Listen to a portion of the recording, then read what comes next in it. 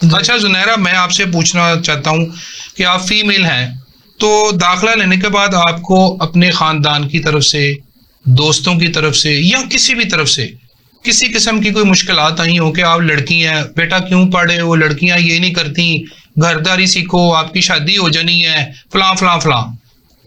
जी, यहाँ पर जो आपने ये बात की है कि फीमेल, तो हमारी जो सोसाइटी है यहाँ पर अलमिया है ही ये कि यहाँ पर खातून जो है उसको मर्द के मुकाबले में समझा जाता ही नहीं है कुछ भी। उसमें सबसे पहले जो मसला आता है वो यही आता है कि लड़की को तालीम हमने नहीं दिलवानी, क्योंकि अगर हम लड़की को तालीम दिलवाएंगे तो वो लड़के से आगे निकल जाएगी या उसके मुकाबले में आगे खड़ी हो जाएगी। ये गलत कॉन्सेप्ट है, ये बहुत गलत कॉन्सेप्ट है। अगर मतलब इस तरह का कोई कॉन्सेप्ट होता तो यकीनी सी बात है कि हमारे कुरान पाक में भी जो है इल्म का जिक्र अगर हुआ है तो उसके साथ मर्द स्पेसिफाई नहीं हुआ, ठीक है।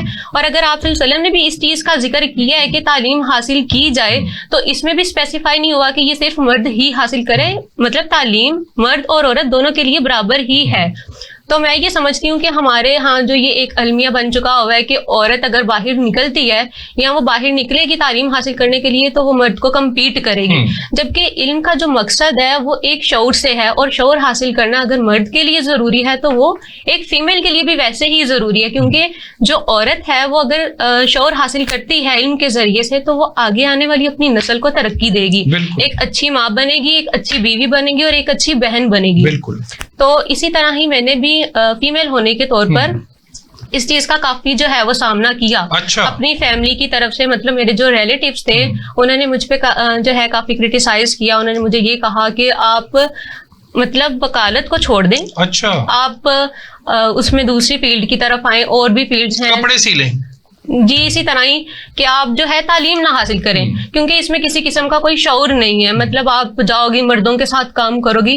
जबकि मैं ये समझती हूँ कि आजकल जो हमारी सोसाइटी है उसका तकाजा ये है कि औरत मर्द के साथ हर जगह पे बढ़ रही है, हाँ जी, हर जगह पे वो काम कर रही है, तो वाई नॉट कि वो लॉयर बने एक, ठीक है। आपने फिर क्या जवाब दिया जब आपको आपकी फैमिली की तरफ से, रिलेटिव्स की तरफ से ये बात कही गई कि छोड़ो तुम क्या करने लगी? जी जी, मेरी फैमिली की तरफ से या रिलेटिव की तरफ से जो ये मुझ पर तनकीद हुई, वहां पर मैं एक तो अपने इस फैसले पर डटी रही, क्योंकि मैंने बहुत ही टाइम पहले ये फैसला कर लिया था कि मैंने जो है कानून पढ़ना है, कानून पढ़ के उसको आगे अमल दरामद करवाना है। जो मैंने अपनी सोसाइटी में इर्द गिर्द बहुत सारी नाइंसाफियां होते हुए देखी हैं, तो शुक्र अल्हम्दुलिल्लाह मेरे जो पेरेंट्स हैं वो काफी मेरे साथ उन्होंने स्टैंड लिया और वो अब तक मेरे साथ खड़े हुए, और वो मुझे इस चीज पर जो है पूरी सपोर्ट कर रहे हैं कि हाँ बेटा आप आगे पढ़ो और आगे बढ़ो, हम आपके साथ हैं।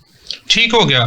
अब्दुल्ला, आप बताएं कि आप अगर लॉ में आए हैं, मेल जो है ये तो मेल प्रो सोसाइटी आप इसको कहेंगे, तो जैसे नरा ने बताया कि हमारे यहाँ पे अलमिया है कि जब खवातीन एजुकेशन हासिल करना चाहती हैं तो उन पर तनकीद शुरू हो जाती है, और उनको फिर माँ बाप ने सपोर्ट किया और आज वो अपना आखिरी साल में है और उम्मीद है कि आप बेहतर परफॉर्म करेंगी।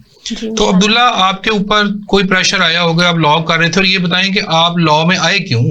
देखिए, लॉ में आने का मकसद यही है कि जो मुआशरा है उसको तब्दील करना है, उसको जो रिफॉर्म्स की जरूरत है वो मेरे ख्याल में ये प्रोफेशन एक अच्छा रास्ता है जिसपे आप चल के तो रिफॉर्म्स ला सकते हो, बजाय जो दूसरे प्रोफेशन है वो इतना आपने ये तो नहीं देख लिया वकील खड़े पुलिस वाले को थप्पड़ मार रहे हैं। मैं इस बारे में इंस्पायरेशन ऐसी तो नहीं, मैं समझता हूँ ये बहुत ज्यादा गलत बात है। दो किस्म की ताकतें हैं, दो किस्म की ताकतें, एक कलम की ताकत है, एक ताकत जो है ये डंडे मार वगैरह। तो मैं ये समझता हूँ कि जो ताकत है ना कलम की, उसको अगर इस्तेमाल किया जाए तो फिर मुआशरे में अच्छी रेवोल्यूशंस आती हैं। अगर दूसरे रास्ते इस्तेमाल किए जाएं तो फिर मुआशरा तरक्की नहीं करता किसी भी सूरत। तो ठीक है।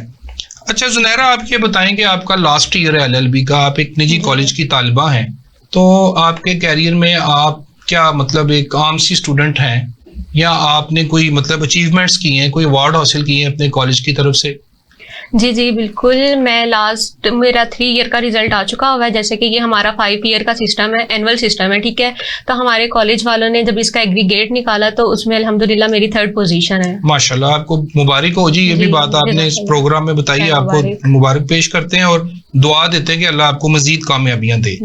तो ये बताएं कि जो ड्रॉबैक्स हैं जिस कॉलेज में आप पढ़ती हैं, आपने उधर क्या देखा है? क्या फीमेल कंफर्टेबल है कॉलेजेस के अंदर, या उनको वहां पे भी, एक तो घर था ना आपने बताया कि अभी आपने ये सोचा ही है कि मैंने लॉ करना है या मैंने आगे फर्दर एजुकेशन मैट्रिक के बाद हासिल करनी है, तो साथ ही आपके ऊपर लोग हमलावर होना शुरू हो गए, तो आपने उसको मैनेज किया।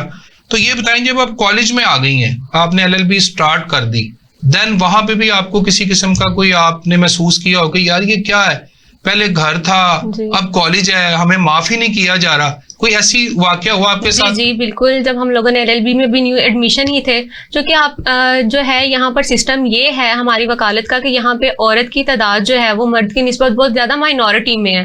तो जब हम लोगों ने यहाँ पर एडमिशन, जुनैरा सॉरी मैं बात काट रहा हूँ, इस वक्त जो फीमेल्स की तादाद है ना जी वो 52% हो गई है, तादाद ज्यादा है, मगर ये जो हमारी सोसाइटी है ना ये मेल प्रो सोसाइटी है ना, फीमेल को डिस्करेज करती है। ऐसा ही है। तो जब हम लोग अपने कॉलेज में आए, क्योंकि हमारे कॉलेज में भी गर्ल्स की माइनॉरिटी ही है, ठीक है, वो इसलिए है ना कि उनको इजाजत नहीं मिलती। यही बात आप बिल्कुल ठीक कह रहे हैं। जब हम लोगों ने यहाँ पे एडमिशन लिया तो हमारे उस्ताद इकराम ने भी हमें बाकायदा यहाँ पर ये बात कही कि आप फीमेल हैं तो आपने लॉ को कैसे ज्वाइन किया। अच्छा। जब हमें अपने उस्ताद इकराम की तरफ से ये बातें सुनने को मिली कि वकालत में लड़की की कोई इज्जत नहीं होती, उनके पास कोई क्लाइंट नहीं आता, क्योंकि क्लाइंट जो है वो लॉयर, जो फीमेल लॉयर है उस पर ट्रस्ट नहीं करता कि यार ये जो बंदी है ये एक अच्छी लॉयर बन सकती है, या ये मर्द की निस्बत हमें कैसे जिताएगी हमारा केस।